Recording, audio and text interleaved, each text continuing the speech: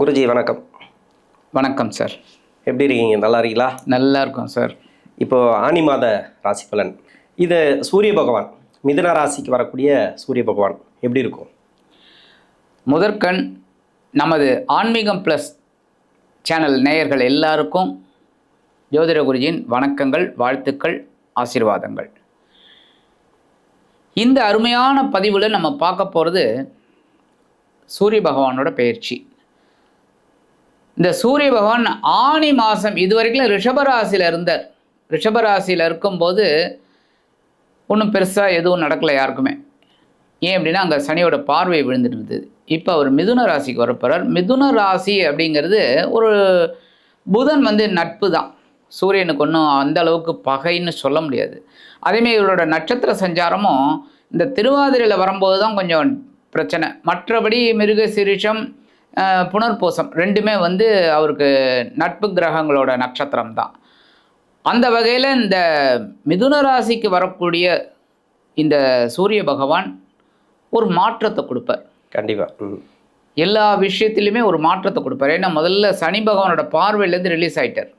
அதனால் உலக அளவில் இருக்கிற சில பிரச்சனைகள்லாம் கண்டிப்பாக ஓயும். அதேமாதிரி அரசியல் ரீதியாக, ஏன்னா சூரியனாலே அரசியல் அங்கே வந்துடும், அதுவும் கொஞ்சம் ஓரளவுக்கு மாற்றங்களை சந்திக்கும். மாற்றங்கள்னால் இதுவரைக்கும் இந்த பிரச்சனைகளை சந்தித்த சில கட்சிகள் பிரச்சனைகள் இல்லாமல் நிம்மதியாக ஒரு ஆட்சி பண்ணக்கூடிய ஒரு சூழல் கண்டிப்பாக அமையும். சரி, ஓரளவுக்கு நல்லபடியான ஒரு முன்னேற்றம் கிடைக்கும் அப்படின்னு பார்த்திங்கன்னா, இந்த திருவாதிரை நட்சத்திரத்தில் வரும்போது கொஞ்சம் பிரச்சனைகள் தலை தூக்கலாம் தான் சொல்கிறேன். மற்றபடி கரெக்டாக இருக்கும் அப்படின்னு சொல்ல முடியாது. ஏன்னா மற்ற கிரகங்களோட சஞ்சாரம் வச்சு தான் நம்ம இந்த தமிழ் மாத பலன் சொல்கிறோம். ஸோ ஓரளவுக்கு இந்த சூரிய பகவான் ஆனி மாத ராசி பலன்கிறதுல வரும்போது மிதுன ராசியில் கண்டிப்பாக ஒரு பெரிய மாற்றத்தை கொடுக்க போகிறார். அந்த வகையில் ஒவ்வொரு ராசிக்கும் என்னென்ன பலாபலன்களை கொடுக்க போகிறாருங்கிறத பார்ப்போம். கும்பராசி, இந்த கும்பராசிக்காரர்களுக்கு 4ஆம் இடத்துலேருந்து 5ஆம் இடத்துக்கு சூரிய பகவான் பயிற்சி, 7ஆம் அதிபதினு சொல்லக்கூடியவர்.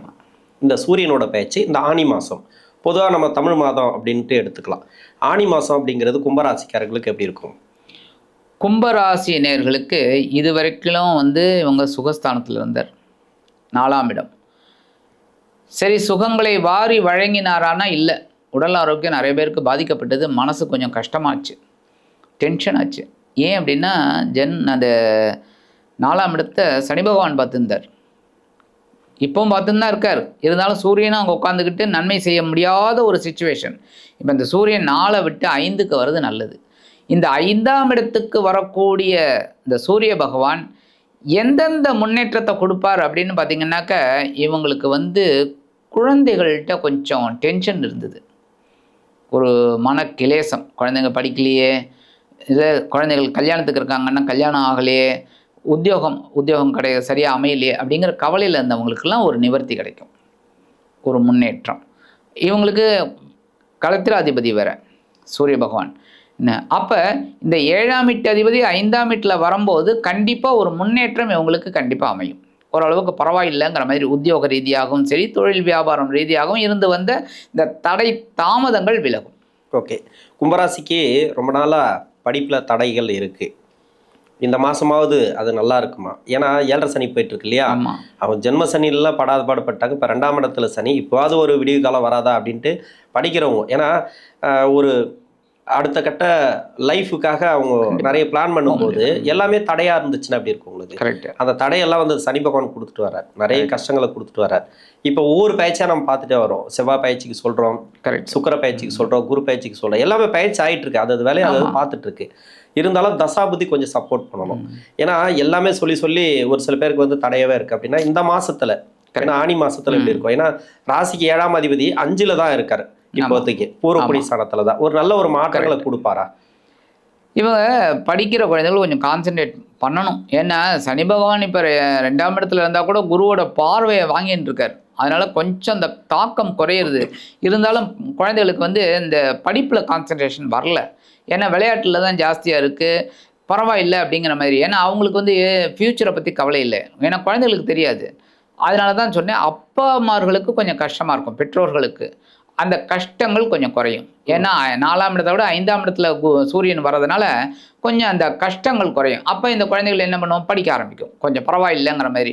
ஸோ ஒன்றுமில்லாத குழந்தைகள் ஓரளவுக்கு படிக்க ஆரம்பிச்சிடும், ஓரளவுக்கு படிக்கிறவங்க நல்லா படிக்க ஆரம்பிச்சிடுவாங்க. ஸோ இந்த பெற்றோர்களுக்கு கொஞ்சம் மன நிம்மதி கண்டிப்பாக கிடைக்கும். ஆனால் ரொம்ப நாளாக அது கேட்கணும் அப்படின்ட்டு நிறைய இருந்தது. ஏன்னா பெற்றோர்களுக்கு தான் கவலை, கும்பராசியில் இருக்கக்கூடிய குழந்தைகளை நினச்சி, அதாவது 22 வயசு வரைக்கும் அவங்க குழந்தைங்க தான் அவங்களுக்கு. கரெக்ட். அவங்கள நினச்சி ஃபீல் பண்ணுறது அப்பா அம்மா தான். ஆமாம். எதிர்காலம் எப்படி இருக்குமோ அப்படின்ற மாதிரி. ராசிநாதன் சனி அவர் வந்து அதை கொடுப்பாரு இதை கொடுப்பாருன்னு சொல்லிக்கலாம்.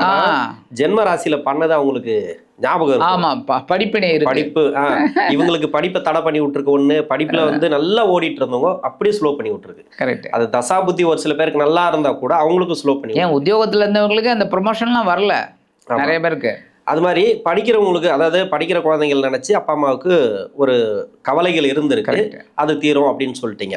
இப்ப திருமணத்துக்கு நிறைய பேருக்கு தடையை கொடுத்துட்டே இருக்கு. நம்ம நிறைய பயிற்சிகளை சொல்லித்தான் வரோம். திருமணம் நடக்கும் மாசம் மாசம் சொல்றோம்.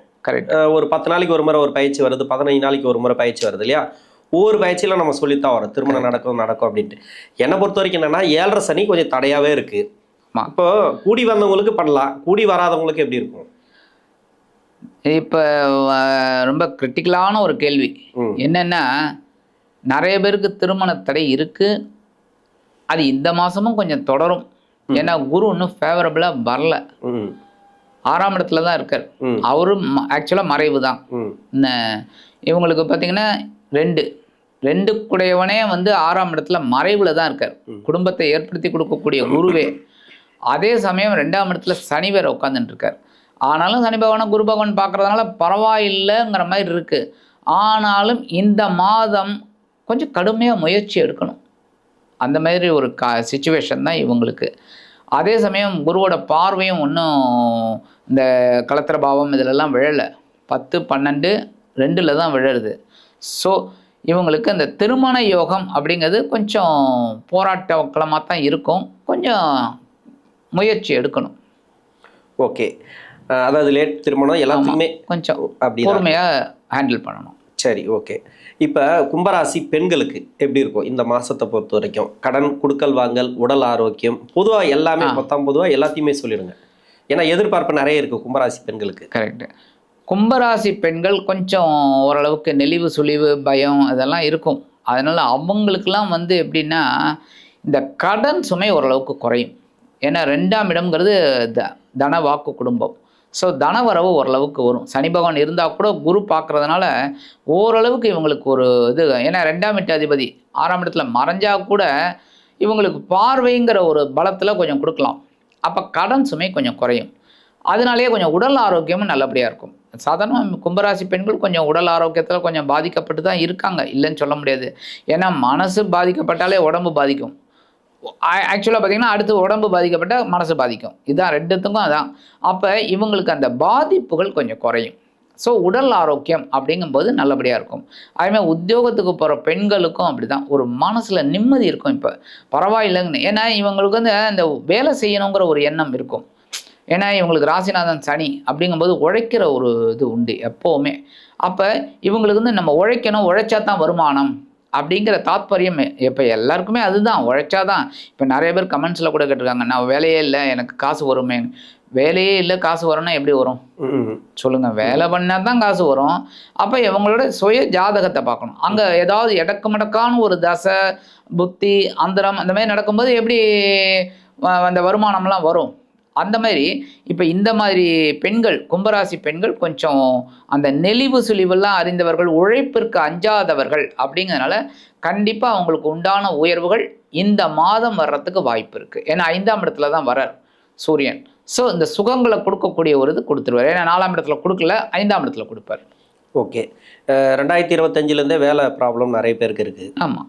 அடுத்த வேலை கிடைச்சாலும் அந்த வேலையின் நிம்மதி கிடையாது கும்பராசிக்கு. எல்லாருக்குமே, பெண்கள் ஆண்கள் எல்லாருக்குமே. வெளிநாட்டில் இருக்கிறவங்களுக்கு விசா ப்ராப்ளம், அது மாதிரி இது மாதிரி நிறைய சிக்கலில் மாட்டியிருக்கிறாங்க. இந்த மாதத்தில் அந்த வேலை ப்ராப்ளம் இல்லைனாக்கா விசா ப்ராப்ளம், அது மாதிரி இங்கே இருக்கிறவங்களுக்கு வேலை தொழில் இது மாதிரியான ப்ராப்ளம் வந்து தீர்றதுக்கு உண்டான வாய்ப்பு இருக்கா? கண்டிப்பாக. இவங்களுக்கு வந்து பார்த்திங்கன்னா இந்த சூரிய பகவான் 5ஆம் இடத்துக்கு வரார். அதே சமயம் 6ஆம் இடத்துல இருக்கிற குரு வந்து 10ஆம் இடத்தை பார்க்குறார்.